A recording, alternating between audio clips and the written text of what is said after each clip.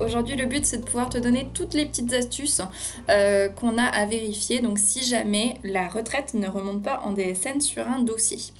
Donc, dans un premier temps, si la retraite ne remonte pas en DSN, ce qu'on va vérifier, c'est déjà qu'on ait bien créé les contacts. Parce que si on n'a pas créé le contact ARCO et AGIRC, effectivement, les données ne peuvent pas remonter. Donc, pour ça, on va aller dans le menu Contact dossier et on va vérifier la présence de nos deux contacts. Donc là, j'ai bien un contact AGIRC.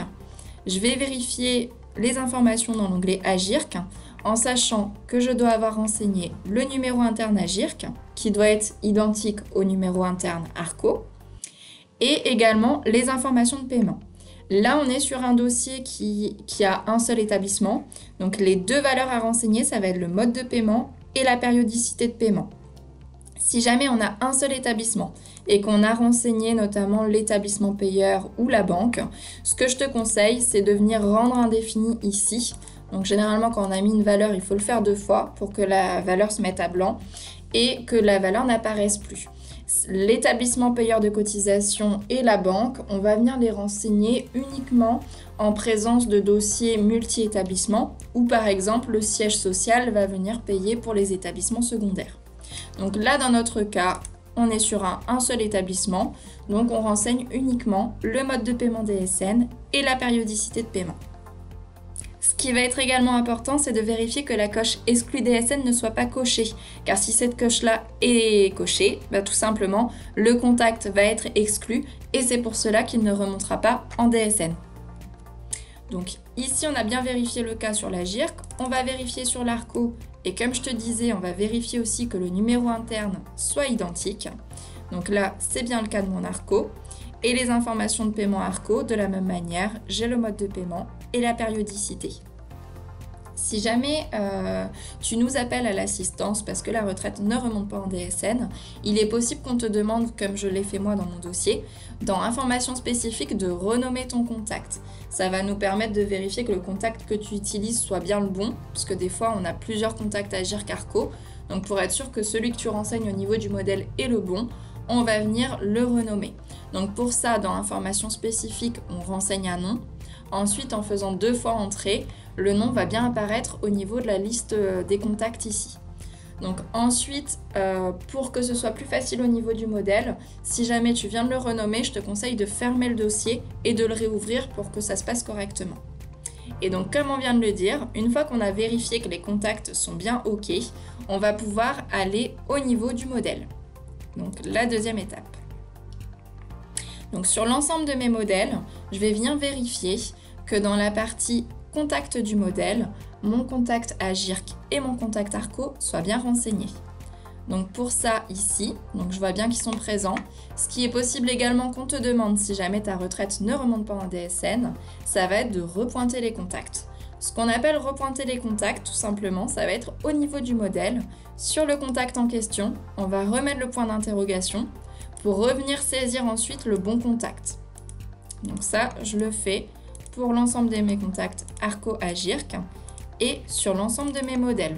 Ensuite, on va reprendre le cas général. Dans les vérifications, ça va être de vérifier au niveau de mon salarié, sur son contrat, que dans Calcul bulletin et dans les contacts du salarié, les contacts remontent bien à ce niveau-là. Donc si on vient de paramétrer le modèle, que les contacts n'étaient pas paramétrés dans notre modèle, si notre bulletin était calculé, on va donc l'invalider. Et au niveau du contrat, on va faire aussi ce qu'on appelle repointer les contacts. Donc dans les contacts du salarié, on va venir remettre le point d'interrogation. Et là, automatiquement, le contact va revenir. Le contact, tout simplement, comme il est paramétré dans le modèle, le fait de remettre le point d'interrogation, ça dit au logiciel d'aller chercher le contact qui est présent dans le modèle rattaché à mon salarié. Donc voilà à ce niveau-là ce qui est à vérifier. Donc je vais pouvoir recalculer mon bulletin et ensuite retransmettre ma DSN. Dans le cas où quand je retransmets ma DSN, ma retraite ne remonte toujours pas, donc déjà il faut vérifier si c'est la cotisation au niveau du salarié qui ne remonte pas ou si c'est uniquement le versement. Si c'est une question de cotisation qui ne remonte pas au niveau de certains salariés, il faut vérifier au niveau du salarié, dans la valise naissance, la présence du code pays, du pays de naissance, du pays de nationalité et de la nationalité. Ces 4 valeurs-là, elles sont importantes et si elles sont mal renseignées, par exemple si dans le code pays ISO je marque France au lieu de FR, ça peut parfois soit ne pas faire remonter du tout mon salarié dans la DSN, soit empêcher la retraite de remonter. Donc là, il faut bien faire attention à renseigner les bonnes valeurs. Et ces valeurs-là, elles se renseignent comme on le disait, donc sur le salarié, dans la valise naissance. Et donc ici, les 4 valeurs sont importantes et avec bien sûr les valeurs obligatoires que sont la date de naissance, la commune de naissance, le département. Ces valeurs-là, par contre, dans la valise coordonnées, je ne vais pas les renseigner. Le code pays et le nom du pays, dans la valise coordonnée, sont à renseigner uniquement pour des salariés qui vivent à l'étranger. Donc là, ce n'est pas mon cas. Donc, mon salarié, je ne renseigne pas dans coordonnées le code pays et le nom du pays. Si malgré tout cela, ma retraite ne remonte toujours pas en DSN, je vais vérifier notamment si je suis un tiers déclarant, la validité ici donc du paramétrage de mon entité. C'est-à-dire que je vais d'abord tester en me mettant sur le nom du dossier. Dans l'onglet DSN, je vais décocher le fait que je sois un tiers déclarant et dans émetteur des déclarations, je vais cocher que je suis un établissement de l'entreprise. Si de cette manière-là, quand je transmets ma DSN, la retraite remonte, c'est dans ce cas-là que le problème vient de mon entité. Il y a un problème de paramétrage sur mon entité. Donc je vais te montrer les valeurs qui sont à vérifier dans l'entité. Donc dans mon entité,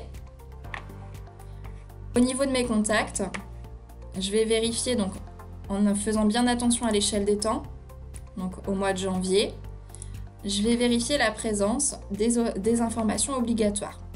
Donc notamment le SIREN et le SIRET, et également les valeurs qui sont encadrées d'un cadre bleu. Donc ici le code NAF, donc il est bien présent. Ce que je peux faire quand même, ça va être de l'effacer, de le réécrire et de bien sélectionner l'activité qui m'est proposée. L'activité, je n'ai pas à la saisir manuellement, je dois vraiment pouvoir la saisir d'ici. Donc ici, elle s'est bien remise. Donc en cadre bleu, j'ai également le code postal. Donc je vais l'effacer et le remettre à nouveau en sélectionnant automatiquement la ville. Et pareil pour le nom du pays. Une fois que ces informations sont de nouveau saisies, je vais pouvoir fermer mon entité, retourner au niveau de mon dossier et je vais donc redécocher le fait que je sois un établissement de l'entreprise pour recocher le tiers déclarant, resélectionner mon entité et mon collaborateur donc, qui fera remonter automatiquement les valeurs de l'émetteur en DSN. Une des dernières vérifications qui va rester à effectuer, ça va être de vérifier que le contact n'ait pas été bloqué directement dans l'outil DS. Donc pour ça, quand je vais ouvrir ma DSN, je vais aller dans Aide, Utilitaire et dans la désactivation des contrats sociaux. Je vais sélectionner mon salarié sur lequel la retraite ne remonte pas et je vais faire afficher les contrats. Et là, je vois bien que mon contact, mon groupe ARCO, il remonte correctement. Donc en l'occurrence, s'il avait été désactivé, il serait apparu barré comme ceci. Donc je le coche et je le réactive. Là, c'est pas le cas, donc effectivement, il n'y a pas de raison qu'à ce niveau-là, ce soit bloquant. Donc je vais pouvoir fermer ici. Je vais te montrer, Baptiste, les vérifications qui sont effectuées, surtout pour vérifier maintenant que ta retraite remonte correctement. Donc dans un premier temps au niveau des cotisations du salarié et dans un deuxième temps au niveau des versements.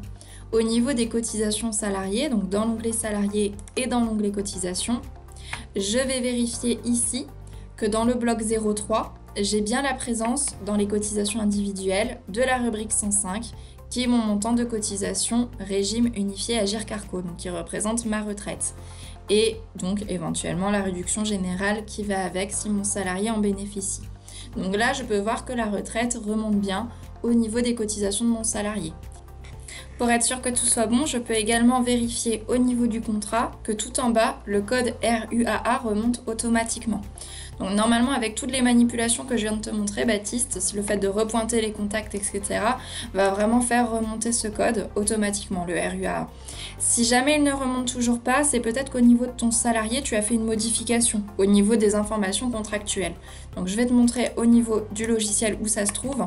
Au niveau du contrat, dans l'onglet DSN, le code statut catégoriel retraite, ici, si tu remets un point d'interrogation, il faudra vérifier que tu n'aies pas mis, par exemple, pas de retraite complémentaire. Donc à ce moment-là, je remets le point d'interrogation pour faire en sorte que mon code RUA remonte automatiquement.